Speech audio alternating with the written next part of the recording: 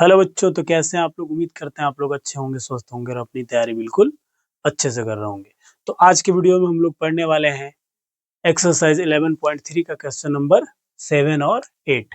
ये दोनों क्वेश्चन को हम लोग एक ही वीडियो में सोल्व करेंगे क्योंकि ये दोनों प्रश्न एक दूसरे से संबंधित है। तो क्वेश्चन को हम लोग सबसे पहले पढ़ेंगे, समझेंगे, इसके बाद अच्छे से सोल्व करेंगे। तो क्वेश्चन कहता है, क्वेश्चन नंबर 7 कहता है कि भुजाओं 5 सेंटीमीटर, 12 सेंटीमीटर और 13 सेंटीमीटर वाला एक समकोण त्रिभुज एबीसी को भुजा 12 सेंटीमीटर के परितः घुमाया जाता है। इस प्रकार प्राप्त ठोस का आयतन ज्ञात कीजिए। तो हमारे पास एक समकोण त्रिभुज दे रहा है, इस प्रकार से समकोण त्रिभुज हम लोग बना लेंगे। ये समकोण त्रिभुज हमारे पास दिया गया है। बोलता है कि एक समकोण त्रिभुज दिया गया है जिसकी भुजाएं 5 सेंटीमीटर, 12 सेंटीमीटर और 13 सेंटीमीटर है। तो यहाँ पे समकोण है, तो समकोण के सामने वाला कर्ण होता है, आप लोग जानते हैं, और कर्ण सबसे बड़ी भुजा होता है। तो ये हम इसको लिख लेते हैं 13 सेंटीमीटर। और बोलता है कि भुजा 12 सेंटीमीटर के परितः घुमाया गया है। तो हम लोग इसको 12 सेंटीमीटर लेते हैं, ये हम लोग 12 सेंटीमीटर, और इसको लेते हैं 5 सेंटीमीटर, ये हमारा 5 सेंटीमीटर। और बोला कि 12 सेंटीमीटर के परितः घुमाया गया, मतलब इसके अकॉर्डिंग घुमाया गया है। इसको यहीं पे स्थिर रखा गया है और इसके चारों तरफ राउंड किया गया है इस त्रिभुज को। मतलब इस प्रकार से जब ऐसे इसको घुमाया जाएगा तो इस प्रकार का ठोस जो प्राप्त हो रहा है, किस प्रकार का ठोस है, ये शंकु के आकार का ठोस जब हमको प्राप्त होता है तो इसका बोला है आयतन ज्ञात करने के लिए। फिगर अच्छा से नहीं बन पा रहा होगा, लेकिन हम लोग इसके परितः घुमा रहे हैं तो यहाँ पे इस प्रकार का शंकु बनेगा। और यहाँ पे ऊंचाई कितनी हो जा रही है, 12 सेंटीमीटर, और त्रिज्या 5 सेंटीमीटर। तो इस प्रकार के प्राप्त ठोस का आयतन ज्ञात करने के लिए बोला है। तो हमारे पास H बराबर क्या आ जा रहा है, 12 सेंटीमीटर, और R बराबर 5 सेंटीमीटर। यहाँ तक दिक्कत नहीं होना चाहिए आपको। तो 5 सेंटीमीटर और शंकु का आयतन, तो शंकु का आयतन हम लोग ज्ञात करेंगे। शंकु का आयतन, तो शंकु के आयतन बराबर क्या होता है, 1/3 pi R square H. Value सिर्फ यहाँ पे पुट कर लेना है हम लोगों को। तो वैल्यू क्या है हमारे पास, 1/3।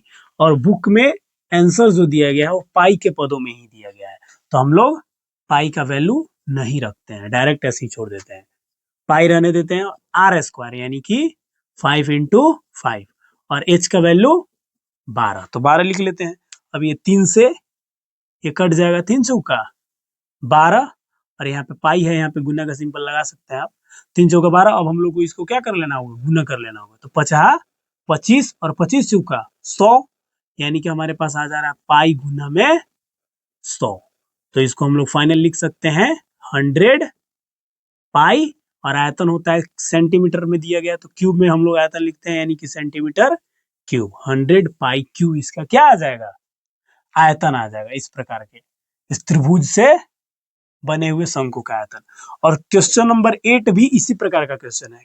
इसी में बोलता है कि यहाँ पे इस त्रिभुज को किसके परितः घुमाया गया था, भुजा 12 सेंटीमीटर के परितः। अब की बार बोला है कि ये भुजा 5 सेंटीमीटर के परितः यदि इस त्रिभुज को घुमाया जाए तो उससे प्राप्त ठोस का आयतन ज्ञात करना है। तो ये हमारा क्या हो गया, ये हम इसको माने थे 5 सेंटीमीटर, और ये 12 सेंटीमीटर, और ये कितना था, 13 सेंटीमीटर। सेम क्वेश्चन है। यदि प्रश्न 7 के त्रिभुज एबीसी को भुजा 5 सेंटीमीटर के परितः घुमाया जाए, मतलब इसको अब की बार स्थिर रखा जाएगा और इसके परितः घुमाया जाएगा, तो इस प्रकार से जब इसको घुमाया जाएगा तो इस प्रकार का कुछ ठोस हमको प्राप्त होगा ऐसे। यानी ये भी क्या बन रहा है, शंकु ही बन रहा है। हम लोग इसको ऐसे फिगर बनाइएगा जब आप लोग, तो ये फिगर कुछ इस प्रकार का होगा। ये हमारे पास ऊंचाई कितना आ गया, 5 सेंटीमीटर, और रेडियस कितना आ गया, 12 सेंटीमीटर। तो कुछ भी बदला नहीं है ज्यादा इसमें, सिर्फ h बराबर बदल गया, कितना, 5 सेंटीमीटर, और r बराबर हमारे पास आ गया 12 सेंटीमीटर। ये चीज आ गया। तो इसका भी आयतन ज्ञात करने के लिए बोला है। तो आयतन ज्ञात करने के लिए फिर वही चीज, शंकु का आयतन। तो शंकु का आयतन 1/3 pi R square H. Value put कर देना है 1/3 पाई, हम लोग ऐसे ही छोड़ दे रहे हैं।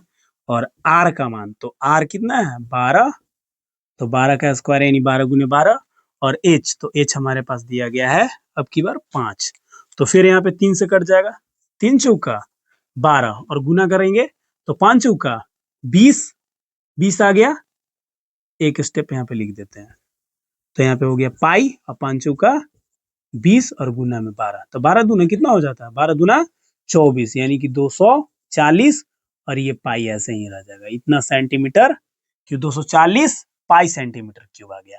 फिर बोलता है कि आगे प्रश्न बोलता है आयतन ज्ञात करने के लिए, तो यहाँ पे बोल ही दिया।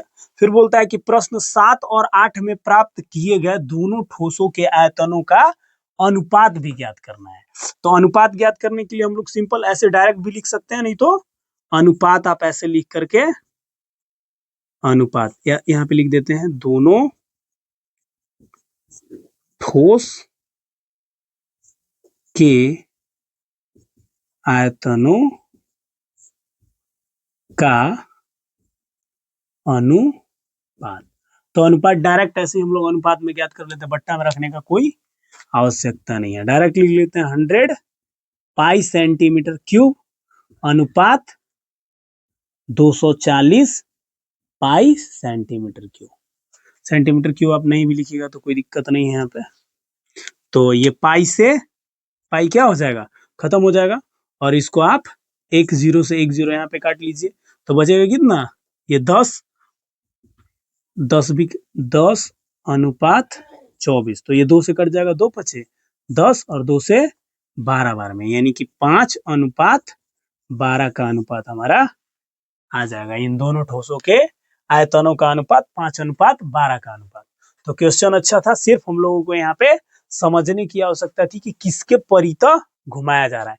यहाँ पे भुजा 12 के परितः घुमाया है, इसके मतलब कि इसकी जो ऊंचाई हो जाएगी क्या हो जाएगी 12 सेंटीमीटर। और यहाँ पे 5 सेंटीमीटर के परितः घुमाया यानी कि 5 सेंटीमीटर इसकी ऊंचाई।